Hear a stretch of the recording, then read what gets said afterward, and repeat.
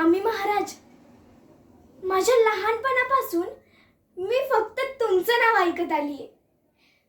माझी आई सांगायची, स्वामी महाराज म्हणजे आपल्या आयुष्याचा आधारस्तंभ आहे.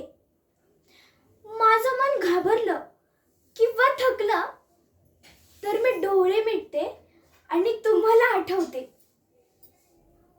स्वामी महाराज, तुमचं ते साधं हसू, ते करुणमय डोळे जणू काही सांगत असतात, बाळा भिवू नकोस, मी तुझ्या पाठीशी आहे.